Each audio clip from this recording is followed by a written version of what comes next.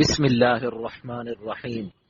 شیخ العرب والعجم عارف باللہ مجدد زمانہ حضرت اقدس مولانا شاہ حکیم محمد اختر صاحب رحمۃ اللہ علیہ، یعنی میرے پیارے دادا جان رحمۃ اللہ علیہ کے دروس مثنوی پر مشتمل کتاب درس مثنوی مولانا روم، مجلس درس مثنوی 21 رمضان المبارک سن 1418 ہجری مطابق 20 جنوری سن 1998 بروز منگل، مسجد اشرف در احاطہ خانقاہ امدادی اشرفیہ گلشن اقبال بلاک نمبر 2 کراچی۔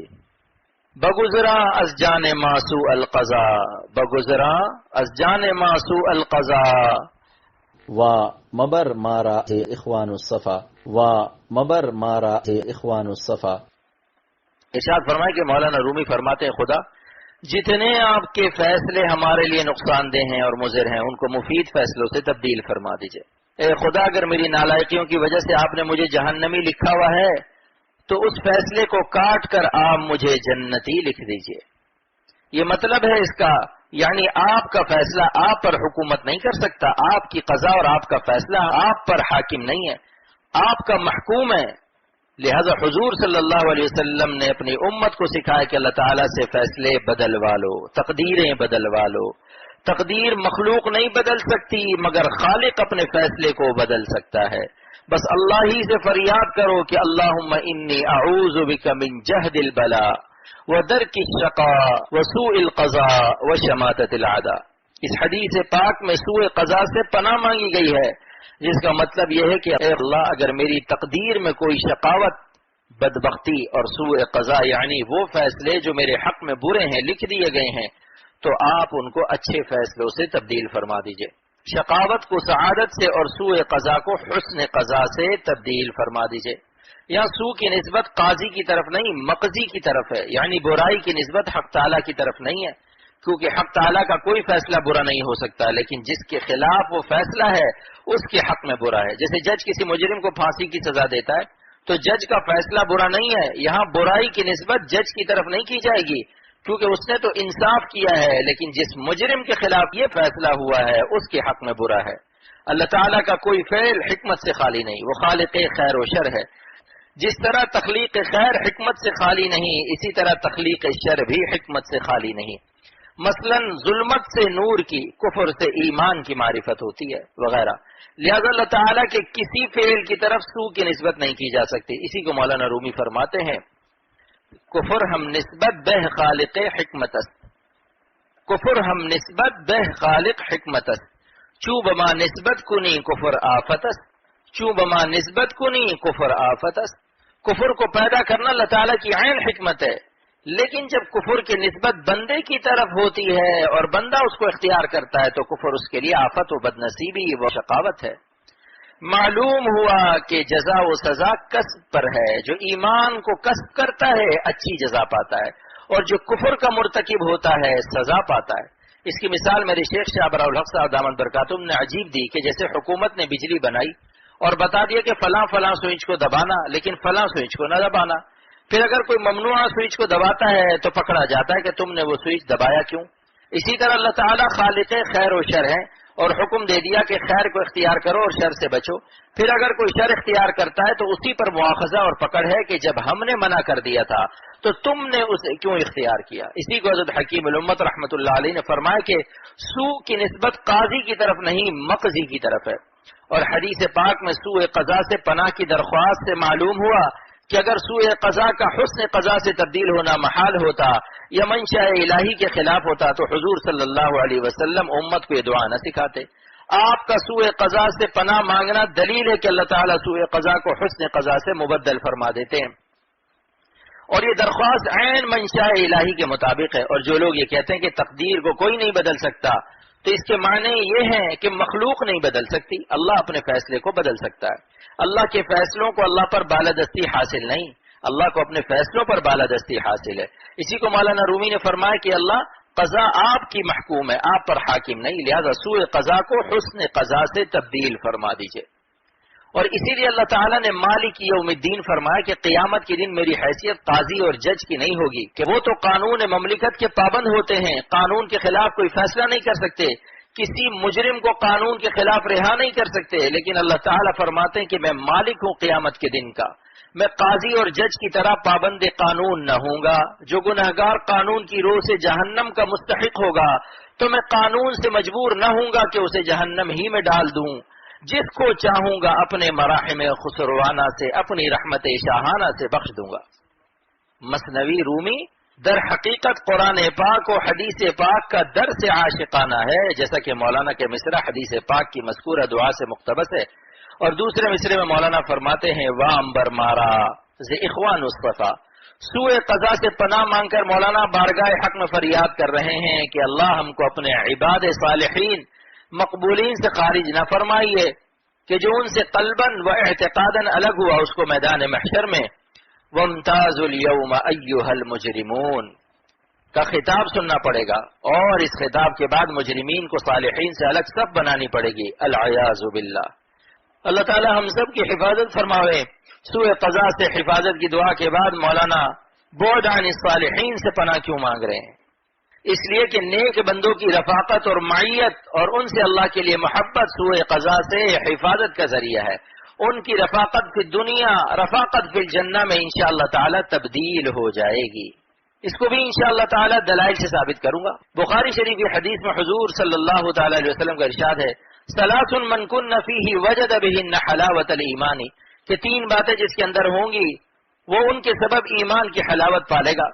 ان تین باتوں میں ایک یہ ہے من احب عبدا لا يحبه الا للہ، جو شخص کسی بندے سے صرف اللہ کے لیے محبت کرے اسے حلاوت ایمانی عطا ہوگی۔ اور حضرت مولا علی قاری رحمۃ اللہ علیہ مرقات میں اس حدیث کی شرح میں فرماتے ہیں وقد ورد ان حلاوت الایمان اذا دخلت قلبا لا تخرج منه ابدا، اور وارد ہے کہ حلاوت ایمان جس قلب میں داخل ہوتی ہے پھر کبھی اس قلب سے نہیں نکلتی۔ ففیہ اشارۃ الی بشارۃ حسن الخاتمہ، اور اس میں اشارہ ہے حسن خاتمہ کی بشارت کا۔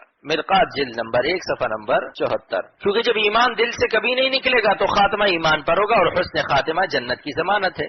اب اگر کوئی اشکال کرے کہ اس حدیث میں حسن خاتمہ اور دخول جنت کی بشارت ہے لیکن اہل اللہ کی رفاقت اور معیت فی الجنت کا تو ثبوت نہیں ہے، تو بخاری و مسلم کی حدیث ہے، حضرت عبداللہ ابن مسعود رضی اللہ تعالی عنہ سے روایت ہے کہ ایک شخص حضور صلی اللہ علیہ وسلم کی خدمت میں حاضر ہوا اور عرض کیا کہ جو آدمی کسی قوم سے یعنی علماء و صلحاء سے محبت رکھتا ہے لیکن اعمال نافلہ اور مجاہدات شاقہ میں ان کا ساتھ نہ دے سکا تو سرور عالم صلی اللہ تعالی علیہ وسلم ارشاد فرمایا کہ المرء مع من احب، آدمی اسی کے ساتھ ہوگا جس سے وہ محبت رکھتا ہے۔ ملا علی قاری اس حدیث کی شرح میں فرماتے ہیں ایحشر مع محبوبہ ویکون رفیقا لمطلوبہ کما قال تعالی ومن يطع الله والرسول فاولئك مع الذين انعم الله عليهم من النبيين والصديقين والشهداء والصالحين۔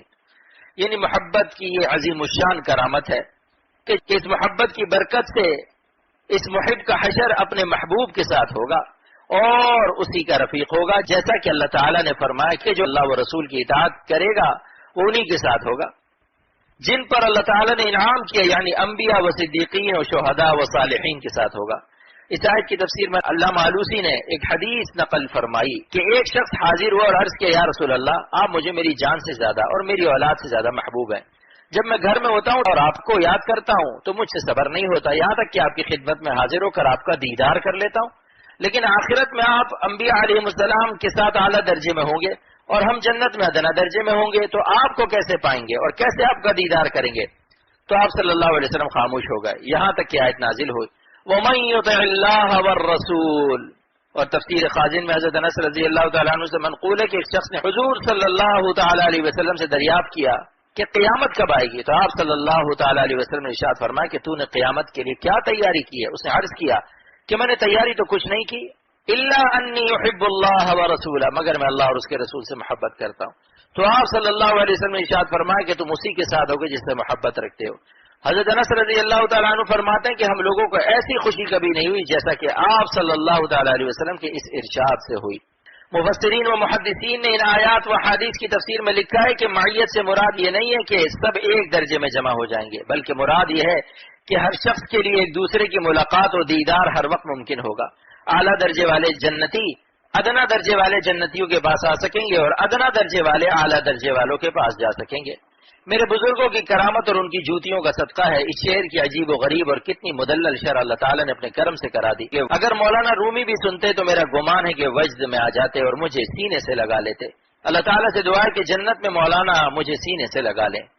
اللہ تعالیٰ معاف فرما دے اور جنت میں دخول اولی ہم سب کو نصیب فرما دے. اللہ تعالیٰ عمل کی توفیق عطا فرمائے اور اللہ تعالیٰ رمضان المبارک کے سبتے میں ہم سب کو ولی اللہ بنا دے اور اپنے دوستوں کی صورت بھی دے دے اور دوستوں کی سیرت بھی دے دے اور اپنے اولیاء کے اخلاق بھی عطا فرمائے اور ہم سب کی اصلاح فرما دے. اے اللہ ایسا ایمان و یقین عطا فرما کے زندگی کی ہر سانس آپ پر فدا ہو. ایک سانس بھی ہم آپ کو ناراض کر کے حرام لذتوں کو امپورٹ نہ کریں, استیراد نہ کریں, درآمد نہ کریں. وصلی اللہ علی النبی الامی الکریم. ارشاد فرمائے کہ مولانا رومی فرماتے ہیں شد سفیر باز جاں در مرج دیں, شد سفیر باز جاں در مرج دیں, نہ رہا لا احب الآفلی, نہ رہا لا احب الآفلی. حضرت ابراہیم علیہ السلام کا قول ہے لا احب الآفلین. اللہ تعالیٰ نے قرآن پاک میں نازل فرمایا کہ ہم فنا ہونے والوں سے محبت نہیں کرتے. مولانا رومی فرماتے ہیں کہ جو باز ہر وقت بادشاہ کی کلائی پر رہتا ہے تو اس قرب شاہی کے سبب بادشاہ کے فیضان نظر سے اس کا حوصلہ اتنا بلند ہو جاتا ہے کہ وہ جنگل میں بجو شیر نر کے کسی اور جانور کا شکار کرنا اپنی توہین سمجھتا ہے. اس کے برعکس کرگس یعنی گدھ کی غذا مردار لاشیں ہیں.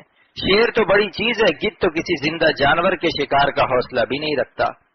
آپ جنگل میں دیکھیں گے کہ جہاں کہیں مردہ بھینس یا گائے پڑی ہوگی وہاں گدھ ہی گدھ نظر آئیں گے اور باز شاہی صرف زندہ شیر کا شکار کرتا ہے.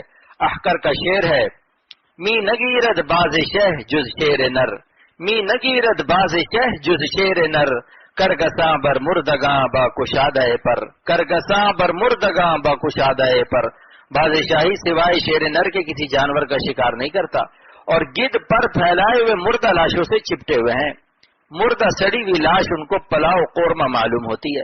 اسی طرح جو دنیا فانی کے عاشق ہیں ان کا حوصلہ اتنا پست اور ذلیل ہو جاتا ہے کہ دنیا مردار اور فنا ہونے والی صورتیں ان کو نہایت محتم بشان نظر آتی ہیں اور کرگسوں کی طرح مردہ لاشوں سے لذت کشی ان کا شعار اور مقصد حیات بن جاتا ہے. مولانا اس شعر میں فرماتے ہیں کہ جو بندہ مقرب باللہ ہو جاتا ہے اس کی روح جو شہباز معنوی ہے دین کی شکارگاہ میں مثل حضرت ابراہیم علیہ السلام لا احب الآفلین کا نعرہ بلند کرتی ہے اور بجز اللہ کے کسی ماں سوا کی طرف رخ نہیں کرتی اور بجز رضا الہی کے کسی چیز کو محبوب نہیں رکھتی. اس سے یہ نہیں ہو سکتا کہ ذرا سی حسین شکل سامنے آ گئی تو اللہ کو چھوڑ کر اس فانی صورت پر مرنے لگے. مومن طبیعت کا غلام نہیں ہوتا. اس کے برعکس کافر اور مومن فاسق طبیعت کے غلام ہوتے ہیں. جو شکل اچھی لگی اس پر فدا ہونے لگے اور جب وہی شکل بگڑ گئی سب کھیل ختم ہو گیا. حسن کے شامیانے اجڑ گئے تو یہ عاشق صاحب بھی بگڑ گئے اور جس پر مر رہے تھے اس سے بچھڑ گئے اور ایسے بھاگے جیسے گدھا شیر سے بھاگتا ہے. حمر مستنفرا فرت من قسورا. پھر کیا فرق ہوا مومن میں اور کافر میں؟ حسن بگڑنے کے بعد تو کافر بھی بھاگتا ہے. اگر اس وقت مومن گنہگار بھی بھاگا تو کیا کمال کیا, کیونکہ نفس کے کہنے سے اس کا قرار تھا, نفس کے کہنے سے فرار ہوا. مومن کامل صاحب نسبت اور ولی اللہ کی شان یہ ہے کہ عین عالم شباب حسن میں وہ اللہ کے خوف سے نظر بچاتا ہے. اس کا نفس بھی کہتا ہے کہ ایک نظر دیکھ لو, لیکن اللہ کے خوف سے وہاں سے بھاگتا ہے.